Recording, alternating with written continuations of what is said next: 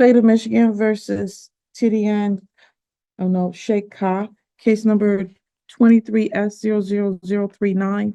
We're here for two things today. One is a motion to withdraw, and then the second one is a sentencing. Tiffany works for the people. Deborah Geraldine Bledsoe Ford on behalf of Mr. Ka. Can you hear me? Yes, I can. Okay. Good morning, Your Honor. Deborah Geraldine Bledsoe Ford on behalf of Mr. Ka, who I believe is present. Good morning. Mr. Ka, Good morning. please state your name. Shaka on the record. Thank you. All right. Ms. Ford has filed a motion to withdraw, and Mr. Ka has stated in his pre-sentence investigation report that he would like another attorney. Ms. Ford, do you want to make a record of your motion to withdraw, please?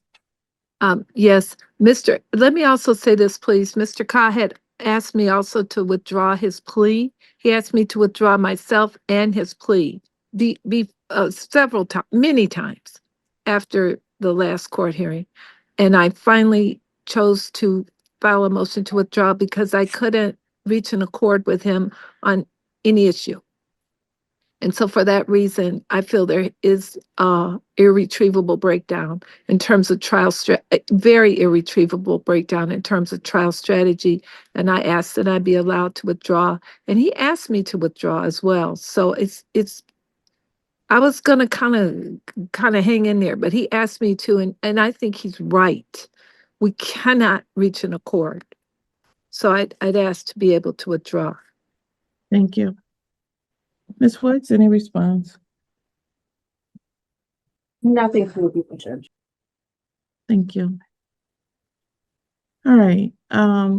Mr. Kai, anything you want to say regarding the motion to withdraw, sir? Yes, Your Honor. I would like to ask the court to let her withdraw because there's, as she stated, there's a misunderstanding and irreconcilable differences that we do have. There has been 911 recording that has not been obtained or provided to me. I had to go ahead and get that myself. And that's just one example of many of the other reasons. Also want to highlight, since I heard that in the court hearing, about calls and communication, basically. Calling me at 1:30 in the morning, 12 midnight, which I have records of, is unacceptable. Telling me also that I've called, that I've received calls that I have not received is unacceptable. Are you talking about me? Yes, I am. All right. Okay. Okay, it sounds like there's a breakdown. My response is that's ludicrous, but okay. I told him I called last night at 11. I did because I texted him and we had agreed I'd talk to him yesterday before this hearing, but any other time that's just absolutely ludicrous. What time was it that I was these texts? Okay, that's enough. So my question is, do you have a new attorney, Mr. Kai, or are you looking to have a court-appointed counsel at this time? I am looking forward to the court giving me a court appointed because I've exhausted all my funds. All right. All right. And could I put something else on the record? No. All right. I'm going to allow the attorney to withdraw. I'm signing the order allowing the withdrawal.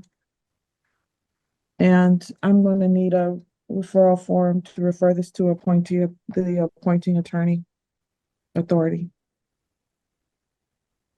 We'll refer you over and I'll give you a new court date, sir. Thank you. Thank you, Your Honor. Thank you, Ms. Ford. You're all set for today. I'm going to give him a new court date and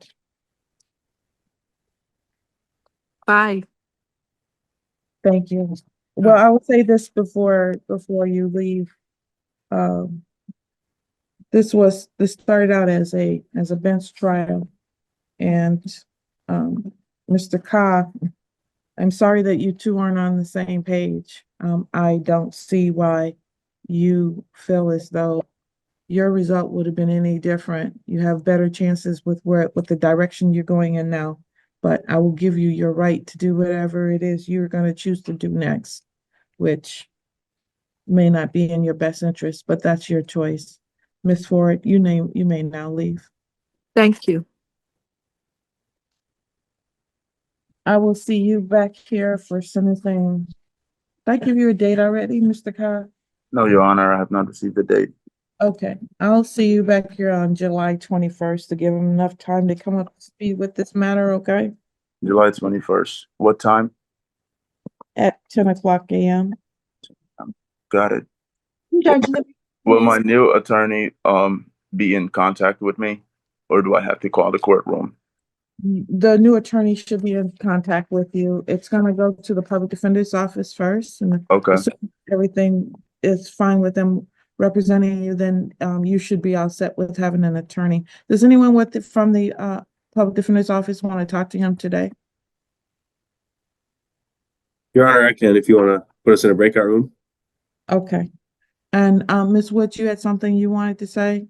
Yes, Judge, the victim she was present on Zoom. I just want to make sure that date worked for her. If not, did she want to make her statement today if she couldn't be here on July 21st? Ms. Decker, does that date work for your calendar, ma'am? Can you hear me? Yes, ma'am. With all honesty, I can't keep calling off work for this. So if I can make a statement today, that'd be preferable. All right, you can. Okay. All right. Should I start now? Yes, ma'am, you may. Thank you. When I first met Shaq, it took him a few hours to tell me that he loved me. He was handsome, kind and gentle, loving and funny. It took him 2 months to get me pregnant. And now we're over 2 years in and I'm in a domestic violence Zoom court appearance. Here's an updated list of characteristics that apply to Shaq after you get to know him. Con artist, pathological liar, cheater, violent, perverse, nefarious, dangerous, self-absorbed, narcissist, and psychopath. For 2 years, I kept seeing his potential and kept fighting to get the love of my life back, the man I met in September of 2022, but this man does not exist. We are here for only one incident today. He told me he would rub my face in distilled applesauce on the ground, just like how you would rub a dog's nose in its own shit, and inhumanely proceeded to do so. This trial does not cover the 2 years of lies, abuse, gaslighting, manipulation I have gone through. Shaq has violently abused me 4 times, stole my car twice, and has tried to break into my home on 3 different occasions. I have gone through so much mental exhaustion that I have connected with the domestic violence support group and counseling through the Women's Safe House and have a psychiatrist who is helping me overcome my struggle. In November of 2022, Shaq was arrested and convicted for a felony strangulation less than murder charge. He was on a drinking bender and attacked his 50-year-old ex-girlfriend. He was sentenced to 5 years probation and is currently still serving this term. He violated that PPO that she had on him, and he served 4 months in jail. The night before he got arrested for that violent crime, he showed up to my house drunk. We got into a physical fight where he picked me up, refused to let me go, and I was flailing around to get free. In the crossfire, I got out with a bleeding welt on my forehead after an incidental headbutt. I ran to the bathroom and locked the door. He started beating the door. I was scared it would beat down on me and smash me. I got out of the bathroom and eventually got him to leave my house. I found out I was pregnant January 1st, 2023. Those 4 months that Shaq served while he was served sentencing for the PPO violation were the better months of my pregnancy. The other months when Shaq was not incarcerated were so stressful and abusive that my doctor was worried about my health. I was not gaining sufficient weight in my pregnancy, and I was unable to eat because the amount of trauma and stress I was suffering directly from Shaq, and was scared my baby wouldn't even make it. Instead of aiding to his pregnant partner, he spent most of his time fighting, drinking and driving around, looking for fake pee to pass his drug tests, gambling, cheating, and just any way to really con anybody any way he could to get whatever it is he wants. I've been diagnosed with CPTSD. I have been prescribed Lexapro for my severe anxiety and depression. I can be triggered by something as simple as my cell phone ringing. This is because the number of times Shaq has abused my boundaries and calls me off of fake numbers, strangers' numbers, and friends' numbers all hour of the day and night. The harassment has been endless. At nighttime, I am scared Shaq is going to show up or break into my home. Shaq has showed up to my house uninvited more times than I can count because I refuse to communicate with him after incidents of abuse. On 3 of those occasions, he has literally tried to break into my house. I stay up at night scared of the noises I hear, and I cry into my pillow because all of the trauma I've suffered from. He has also verbally assaulted my 6-year-old child. That's not his child. He has gone so far as to telling me when we get married, he will be physically disciplining both of my children. Last year, he screamed, "Fuck you and shut the fuck up," to my son after my son was trying to stand up for me during a verbal altercation in my vehicle with Shaq. Now the trauma is passed down to my oldest son. I had to call the police that night, and my son will never forget the memory of his little brother's father. Later that same night, Shaq physically assaulted me again by picking me up and shaking me around in the kitchen. He was purposefully doing so I could not aid to my 6-month-old child. I had to call the cops for a second time in less than 24 hours. He was taken to the hospital by the police because of erratic behavior. It is hard to say how many times I've called the cops, probably somewhere around a dozen times, yet no consequences. Additional victims don't end there. In January of this year, his current girlfriend, Rebecca Klein, called me. During this phone conversation, she confessed to me that Shaq had physically assaulted her as well. He pushed her down to the ground, flattened her tire, and tried to pull the spark plugs out of her 2003 Mitsubishi. For reference, he started dating his current girlfriend when we were still together and cheated on me for 5 full months with her. He has absolutely no integrity. She is still with him today and even bailed him out for this domestic violence warrant.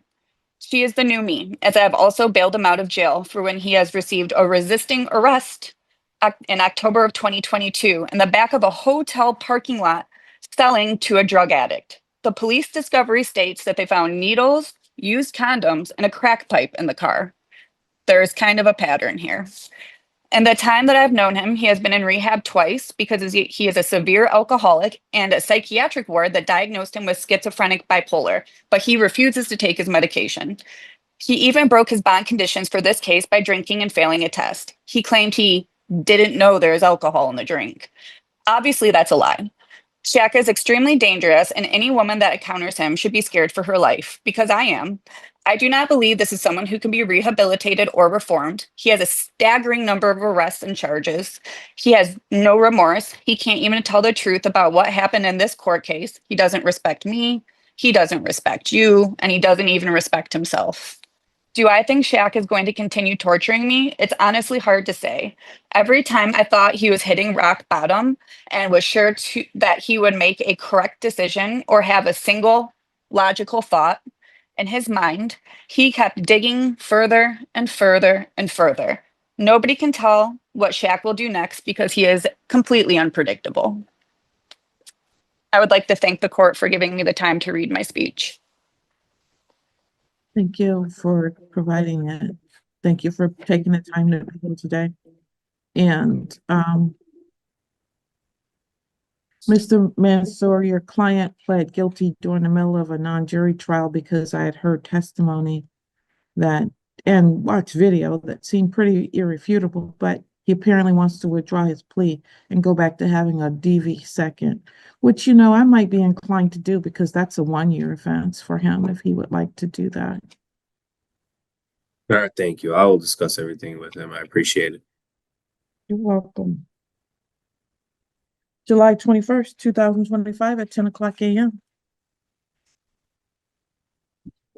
See you all then.